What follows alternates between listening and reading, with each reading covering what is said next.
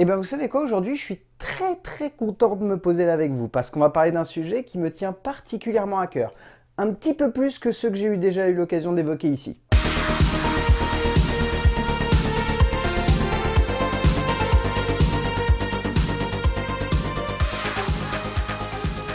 Parce qu'aujourd'hui, je vais vous faire entrer dans le monde merveilleux du montage. Parce que le montage, c'est souvent la partie très obscure qu'on ne peut pas vraiment montrer lorsqu'on est soit sur YouTube, soit qu'on fait du cinéma, soit qu'on fait de la télé, bref, un art où il y a besoin du montage. On a rarement souvent l'occasion de se poser et de pouvoir réellement montrer à vous, spectateurs, comment on s'occupe de monter. C'est un sujet que peut-être j'essaierai un jour de mettre en avant, mais en tout cas ici j'avais envie de mettre en avant les monteurs, et les monteurs plus particulièrement de cinéma. Bon, malgré moi, la plupart des monteurs dont on va parler aujourd'hui sont des monteurs qui bossent pour des films américains, parce que c'est le domaine que je maîtrise le plus, parce que c'est vrai que même en France, même si je connais quelques noms, on va dire, du montage, et que j'ai eu l'occasion des fois de rencontrer certaines personnes qui font partie de ce milieu assez fermé et souvent difficile d'accès, je ne connais pas tant que ça de monteurs. Donc, pour que ce soit placé tout de suite, les monteurs dont on va parler aujourd'hui sont avant tout des monteurs qui bossent pour le cinéma américain. Néanmoins, ce sont des monteurs qui, chacun, ont fait partie d'une époque particulière et qui continuent aujourd'hui, un petit peu, chacun à leur manière, de révolutionner le monde du montage. Parce que mine de rien, le monde du montage est quelque chose qui a beaucoup changé avec les époques, qui a beaucoup évolué par rapport à sa création. Lorsque, j'en sais rien, un certain Georges Méliès s'est dit que ça serait intéressant de mettre deux plans qui s'enchaînent et qui ont pourtant la même valeur de cadre et qui vont amener un effet. À partir de ce moment-là, le cinéma n'a fait que faire évoluer le montage. Et le montage a pris différentes formes, des formes différentes et très variées, qui sont passées simplement de l'illustration jusqu'à littéralement la représentation de n'importe quel effet de style qu'on a envie de montrer à l'écran. Et c'est ça qui est génial avec le montage. Bref, là je me perds.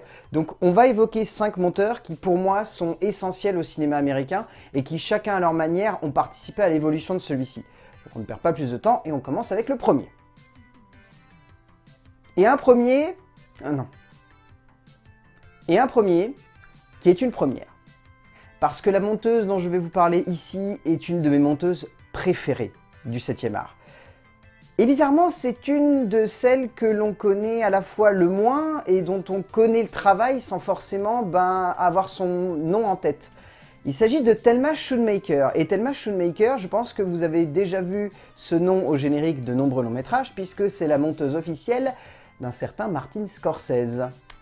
Et oui, c'est elle qui a littéralement façonné Martin Scorsese au fur et à mesure que celui-ci n'a fait que grimper au sein du cinéma américain. Et c'est elle qui a forgé des immenses morceaux de cinéma tels que Raging Bull, tels que Casino, tels que Les Affranchis. Bref, c'est elle qui a forgé une grande partie du style visuel de Martin Scorsese. Et ce qui est assez génial, c'est que ils ont quasiment tout du long de leur carrière bossé ensemble, sauf au début de la carrière de Martin Scorsese où Thelma Schoonmaker ne faisait pas encore partie de son équipe. Mais depuis la fin des années 70, début 80, Thelma Schoonmaker a monté tous les films de Martin Scorsese.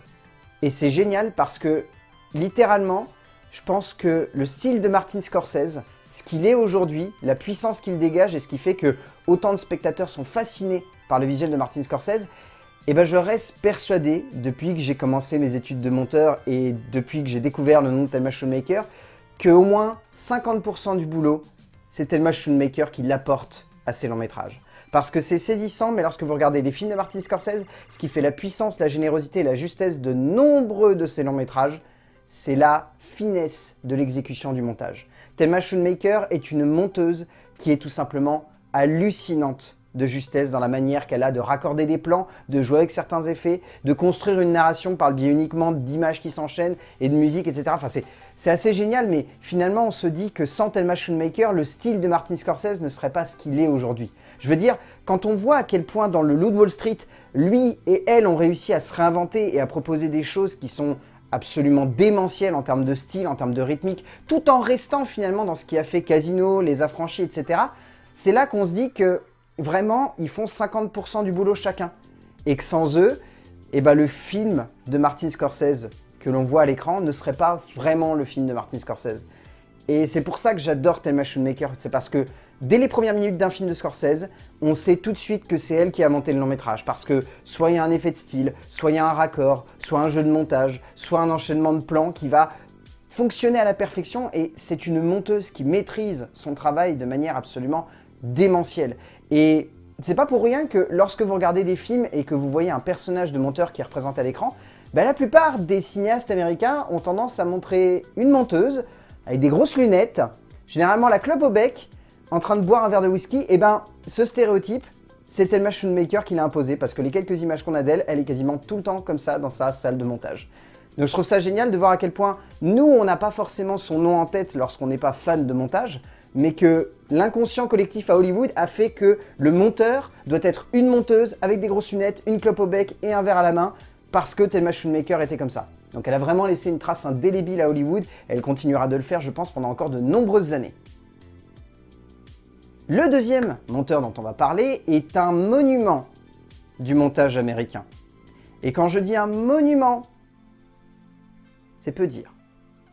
Parce que Walter Murch est connu pour être non seulement le monteur qui a fait un des documentaires sur le montage qui est absolument fantastique, que j'ai découvert en école de montage, qui s'appelle Cutting Edge. Si vous avez l'occasion de le voir, il est disponible sur YouTube gratuitement. C'est un film qui parle du montage. Et qui parle du montage avec tellement d'avis intéressants. Je veux dire, vous avez Thelma Schoonmaker qui parle, vous avez Walter Murch qui domine tout le documentaire, et vous avez Steven Spielberg, George Lucas, etc. qui parlent du montage et de l'utilité de celui-ci au sein d'un film. Et au sein de ce documentaire, c'est littéralement Walter Murch qui, en fait, domine le documentaire. Parce que c'est lui, en fait, qui nous montre comment on peut faire du montage, comment on réussit à faire un enchaînement de plans, etc. Et en un sens, je pense que Walter Murch peut être vraiment considéré comme un des grands théoriciens du montage. Parce qu'il a écrit de nombreux livres sur le sujet, et mine de rien, il a participé à beaucoup de morceaux de l'histoire du cinéma. C'est lui qui a monté THX 1138, par exemple, mais c'est également lui qui a monté Le Patient anglais, pour lequel il a reçu un Oscar. Et surtout, il est considéré comme l'homme qui est arrivé derrière les pots cassés pour essayer de rattraper un petit peu le montage d'un certain Apocalypse Now. Parce que pour la petite histoire, Apocalypse Now, il y a 3 monteurs qui se sont collés sur le film. La légende voudrait qu'il y en ait un qui était sous cocaïne, un autre sous marijuana, et un autre sous... On ne sait pas quelle drogue hallucinogène, on pense que c'est du LSD, et ça fait qu'en fait c'est pour ça que Apocalypse Now est aussi varié en termes de style de montage, parce que vous regardez vraiment, la première partie est montée de manière très énergique, la deuxième est assez planante, et la troisième est littéralement un énorme trip. C'est la légende qui raconte ça. Je suis pas sûr que la légende soit vraie, même Walter Murch reste très vague sur cette évocation, mais en tout cas il est considéré comme l'homme qui est arrivé derrière les pots cassés et qui a quand même bien rattrapé le montage final d'Apocalypse Now. C'est un monteur qui est fascinant parce qu'il a une manière de théoriser le montage que je trouve très juste. C'est pas forcément la manière ultime et universelle de faire du montage, parce que chacun a sa manière de faire du montage, et vous le verrez si jamais vous vous intéressez un petit peu au sujet, vous constaterez rapidement qu'un monteur n'a jamais le même style qu'un autre, parce qu'un monteur, finalement, lorsqu'il a un long métrage entre les mains, il se réapproprie le projet. Walter Murch a été celui qui a réussi à donner le plus d'outils possible pour faire en sorte qu'un jeune monteur, il arrive à comprendre comment se servir des images pour les raccorder de la bonne manière et proposer quelque chose à un réalisateur. Donc pour moi, c'est un des monteurs qui reste les plus fascinants à écouter et à regarder, parce que même si, en un sens, ça reste le monteur le plus classique, entre guillemets, du monde dans sa manière de concevoir le montage, il a réussi à théoriser ça et à faire en sorte que si on a envie de se lancer dans le montage, regardez Walter Murch, c'est quand même une bonne porte d'entrée. Et d'ailleurs, pour ceux qui ont envie de rentrer là-dedans, comme j'ai dit au début, regardez Cutting Edge, c'est vraiment un super documentaire. Je mettrai le lien d'ailleurs dans la description, comme ça vous pourrez aller le mater. Et intéressez-vous aux écrits de Walter Murch, parce que réellement, c'est un mec qui comprend le montage et au-delà de le comprendre, qui arrive à le rendre simple pour n'importe qui aura envie de se lancer là-dedans. Le troisième monteur que l'on va évoquer est le monteur officiel d'un très très grand monsieur du cinéma, mais pas que. C'est un monteur qui s'est surtout spécialisé pour travailler avec ce grand metteur en scène, mais au-delà de ça, c'est un monteur qui a un style, on va dire, très énergique et très dynamique, qui donne au long métrage de ce cinéaste une puissance assez folle. Le cinéaste dont je parle, c'est Steven Spielberg, et le monteur, c'est Michael Kahn. Michael Kahn, c'est un mec qui bosse depuis la fin des années 80 avec Steven Spielberg et qui a quasiment monté tous ses films. C'est lui qui est derrière la liste de Schindler, mais également Jurassic Park, mais aussi, et c'est son travail de montage que je trouve le plus intéressant, derrière Poltergeist. Et Poltergeist étant, si vous l'avez regardé, un film qui impacte par la générosité avec laquelle il arrive à jouer avec le montage. Et encore aujourd'hui, ça reste un film qui me fascine en termes de structure, au niveau de sa rythmique et sa dynamique d'enchaînement des plans. C'est vraiment un film qui est fascinant à regarder. Mais au-delà de ça, Michael Kahn, c'est un monteur qui sait comment jouer correctement avec les outils qui sont à sa disposition, son, image et rythmique, pour donner vraiment beaucoup de dynamisme à ses films. C'est impressionnant, mais vous regardez un film de Steven Spielberg, grâce au montage de Michael Kahn, le film passe à 200 à l'heure et on ne voit pas une seule seconde le temps passer. Parce que c'est un monteur qui, au-delà de comprendre comment se servir des images pour amener quelque chose de fort à l'ensemble de la mise en scène de Steven Spielberg, c'est surtout un monteur qui sait rendre l'image iconique et qui sait parfaitement compléter la démesure parfois que Steven Spielberg a envie de mettre dans ses films. Je veux dire, vous regardez par exemple la liste de Schindler, ce choix absolument fou de mettre le film en noir et blanc, c'est à la fois dû à Steven Spielberg sur le plateau, mais également à Michael Kahn au montage qui arrive à parfaitement gérer l'imagerie et la puissance du noir et blanc que propose Steven Spielberg au travers de sa mise en scène. Et vous regardez par exemple Jurassic Park, qui est sorti la même année et qui pour moi est un comparatif absolument magnifique en termes de montage avec la liste de Schindler, c'est très différent et pourtant il y a la même logique en fait de structure. Il y a cette même idée de se servir de l'image de Steven Spielberg pour iconiser le long métrage et en même temps de parfaitement jouer avec le ressenti du spectateur et avec l'émotion qu'on doit ressortir face à tout ça. Et c'est ça en fait qui est génial avec Michael Kahn, c'est que c'est un monteur qui, au-delà de réussir à saisir pleinement comment utiliser le travail du réalisateur dont il va se servir, il arrive surtout à faire ressortir la démesure avec laquelle ces cinéastes ont envie de proposer quelque chose qui sorte de l'ordinaire. Je reprends l'exemple de Poltergeist, mais Tobe Hooper, lorsqu'il a fait le film, même si beaucoup considèrent que c'est un film vraiment et totalement supervisé par Steven Spielberg, lorsque Tobe Hooper a fait Poltergeist, eh ben, il a vraiment réussi à capter la puissance qu'avait envie de montrer Tobe Hooper au travers de l'horreur qu'il voulait dépeindre. Et il le fait en étant très juste et en se servant très bien de la mise en scène du metteur en scène américain qui, elle, joue énormément sur le suspense. Et donc du coup, le montage se couple parfaitement avec ça. Et c'est ce qui est fascinant avec le travail de Michael Kahn, c'est qu'il a toujours été capable de se mouvoir en fonction du style de long métrage qu'il mettait en montage quasiment. Vous regardez même les derniers qu'il a fait avec Steven Spielberg, ça reste fascinant dans la manière et la structure avec laquelle les différents plans sont amenés. Donc ouais, Michael Kahn, c'est un monteur que j'aime beaucoup, que je trouve très intéressant, très intelligent et qui, au-delà de ça, parvient totalement à se mouvoir avec le style du cinéaste qu'il met en montage, et notamment Steven Spielberg. Le monteur suivant dont on va parler est un tout jeune monteur. Je pense même qu'il serait possible que vous ne connaissiez pas trop son nom, ce qui ne serait pas totalement étonnant. Il s'agit de Kirk Baxter. Kirk Baxter, je pense que comme ça ne vous dit rien, comme je le disais avant. Mais c'est le mec qui est derrière les derniers films d'un certain David Fincher. Oui, c'est lui qui est derrière le montage de Benjamin Button, de The Social Network, de Gone Girl. C'est un monteur qui a su apporter de la modernité au style David Fincher, je dirais. Parce que le style David Fincher, si vous regardez ses premiers films en termes de montage, même si c'est intéressant, il manque quelques petits trucs, je trouve. Il manque une certaine énergie et il manque surtout une vraie patte en fait de montage. Et à partir du moment où Kirk Baxter a débarqué en termes de montage, là, son cinéma a commencé à avoir un petit plus. Et je trouve vraiment qu'à partir de Benjamin Button, le montage de ses films est extrêmement intelligent parce que Kirk Baxter a su apporter quelque chose de vraiment atypique, finalement, au visuel de Fincher. Il a su apporter une dynamique, une rythmique, une intensité et quelque chose de presque énigmatique, finalement, dans la montée en tension de ses films parce que bon, The Social Network, c'est pas forcément le meilleur exemple, ou Benjamin Button qui reste quand même très classique. Je vais prendre Gone Girl. Pour moi, Gone Girl, c'est celui qui parle le mieux de ce point de vue-là. Gone Girl, en termes de montage, c'est un film qui passe son temps à être un immense crescendo dramatique, et on sent que Baxter a envie le plus possible de jouer avec tous les outils qu'il a à sa disposition. Il va se servir à merveille de la musique de Reznor et Ross, il va utiliser avec brio la mise en scène de David Fincher qui est léchée comme c'est pas permis, et en plus derrière, il va se permettre une dynamique de plan qui va être hyper intense. Et c'est assez hallucinant, mais Gone Girl est hyper dynamique, alors que sur le papier, ça pourrait se limiter vraiment à un film très simple avec un gros fil rouge et quelques petites montées en tension. Mais Baxter arrive à faire en sorte que tout du long, ça soit une montée en tension. Qu'à aucun moment le film ne retombe, parce que par le biais du montage, il va être capable de constamment renouveler la tension. Et je trouve ça très intelligent parce que mine de rien, c'est là qu'on reconnaît un grand monteur, lorsqu'il est capable de transcender la mise en scène du cinéaste pour apporter ce petit plus qui fait la générosité du film. Et même dans The Social Network, ce qui fait la force et la forme de The Social Network, c'est le dynamisme de nombreuses séquences. Je veux dire, la première séquence, celle d'ouverture, je parle pas du dialogue qu'a Mark Zuckerberg avec sa copine, je parle vraiment de la suivante lorsqu'il est en train d'écrire sur son ordinateur et en train de développer une application qu'il va faire en même pas quelques heures. Et ben, cette séquence-là, en termes de montage, elle est extraordinaire à regarder. Et quand vous la regardez, vous êtes en train de vous dire, mais c'est génial en fait, il n'y a rien qui est à côté de la plaque, tout est parfait, tout est logique, les plans s'enchaînent à merveille, il y a une vraie rythmique par le biais de la musique, mais également par le biais simplement de la mise en scène et du travail de montage, tout marche. Et c'est ça pour moi qui fait la force et la forme de The Social Network, ou de Gone Girl, ou des films de Fincher depuis que Kirk Baxter est au montage. C'est que Baxter est capable de vraiment apporter un putain de dynamisme à son image, et a vraiment su transcender la mise en scène de Fincher.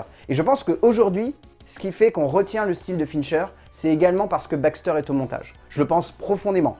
C'est aussi dû à la photographie de Cronenweth, mais je trouve que Baxter a apporté énormément au style Fincher depuis maintenant une bonne petite dizaine d'années.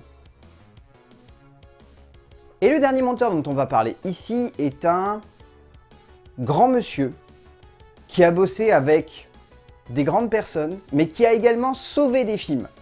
Et je pense profondément qu'on peut sauver un film au travers du montage. Il s'agit de Pietro Scalia. Pietro Scalia est surtout connu pour être dernièrement le monteur quasi attitré d'un certain Ridley Scott. Donc oui, je pense que Prometheus et Alien Covenant ont été en partie sauvés, entre grosses guillemets, par le biais de son travail de montage. Mais au-delà de ça, c'est également le monteur de Gladiator, pour lequel, si je ne me plante pas, il a reçu un Oscar, et aussi le monteur qui est arrivé derrière les pots cassés, qui a été Solo Star Wars Story.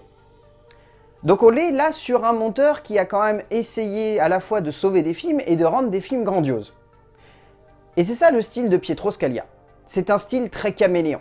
Bien au-delà de d'autres monteurs dont j'ai parlé ici, qui sont capables de se mouvoir en fonction du metteur en scène qu'ils mettent en relief, là, Pietro Scalia, pour moi, c'est vraiment un caméléon. C'est un mec qui est capable de s'investir à fond dans n'importe quel genre et surtout d'apporter un montage très différent en fonction du style de film qu'il va le mettre en montage. Et que ce soit Solo Star Wars Story qu'il a réussi vraiment à bien dynamiser, parce que franchement, quand on voit le bazar que ça a été à tourner, on se dit qu'en termes de montage, le mec a dû s'arracher les cheveux et se dire « mais comment je vais faire, c'est pas possible ». Pourtant, il a réussi à en sortir un truc à peu près potable. Prometheus était un bazar parce qu'à ce qui paraît, visiblement, en termes de durée, le premier montage était monstrueux et durait vraiment beaucoup trop de temps. Et lui, il a quand même bien réussi à le rendre énergique. Et quand on se dit que déjà sur les 2 heures de film, il y a des moments où on n'est pas hyper bien dans le long métrage parce qu'on se sent un peu distant, on se dit que lui, il a dû vraiment apporter du dynamisme parce que sinon ça aurait été trop long. Et Gladiator, Gladiator, il a juste réussi pour moi à rendre le film sublime parce que bien sûr, il y a la mise en scène de Ridley Scott, mais lui, au travers du montage, il a su apporter tellement plus. Et je pense que c'est ça le style Pietro Scalia. C'est réussir à comprendre un auteur pour, si jamais le film n'est pas extra, réussir à quand même rattraper un petit peu le projet. Et du coup, là, au travers de ces longs métrages, on peut dire ça de la part de Pietro Scalia. C'est un mec qui est capable à la fois de comprendre un metteur en scène, comme c'est le cas avec Ridley Scott, mais également de comprendre un film qui a besoin d'être soigné, d'être guéri et d'avoir de bons gros pansements, même si les pansements, des fois, ils se voient encore un petit peu lorsque le film arrive en salle. C'est le cas avec Solo Star Wars Story, c'est le cas avec Alien Covenant. Bref, Pietro Scalia, il fait ce qu'il peut, mais c'est encore une fois la démonstration qu'un monteur, c'est pas un médecin surdiplômé qui va être capable de guérir le cancer. C'est un mec qui va être capable de soigner et de faire un petit peu atténuer, de faire en sorte que la douleur soit atténuée, mais la douleur, elle sera quand même là. Hein, donc, on ne peut pas toujours tout faire en tant que monteur. Mais là, je trouve que Pietro Scalia, c'est quand même un bon docteur du montage. Et ben voilà, on a fait ce petit tour des 5 monteurs américains dont j'avais envie de vous parler. J'espère que ça vous aura intéressé. N'hésitez pas d'ailleurs dans les commentaires, bon, là c'est un domaine un petit peu plus fermé, mais n'hésitez pas quand même dans les commentaires à me mettre les monteurs que vous aimez ou vous adorez ou dont vous reconnaissez le style entre mille, parce que mine de rien, le montage, encore une fois, je le redis, c'est un métier qui me touche énormément parce que c'est un métier que j'ai vraiment profondément envie de faire et quand je fais la partie montage de mes vidéos, c'est un moment où je prends énormément de plaisir à m'amuser et à essayer des choses. Et vraiment, je pense qu'au travers du montage, on peut raconter ou re-raconter de manière très différente une histoire qui a été mise en scène par un auteur. Et je pense qu'un monteur, si un film est bon ou mauvais, c'est à 35% grâce à lui ou de sa faute. Ça varie en fonction de si le long métrage est réussi ou pas. Mais vraiment, le montage est un métier extraordinaire qui mériterait d'être un petit peu plus mis en avant, même s'il est quand même déjà pas mal mis en avant depuis quelques années, mais qui mériterait encore plus d'être mis en avant. Et d'ici là, je vais vous dire de regarder des films, parce que c'est bien de regarder des films et de regarder surtout le montage de ceux-ci. Et on se retrouvera pour parler de films, bien évidemment. A plus! Bon, et puis mine de rien, je sais qu'on voit pas forcément dans ces vidéos, mais le montage c'est important parce que c'est comme ça qu'on met les petites vignettes, c'est comme ça qu'on met les petites images, c'est comme ça qu'on met les petites vidéos aussi.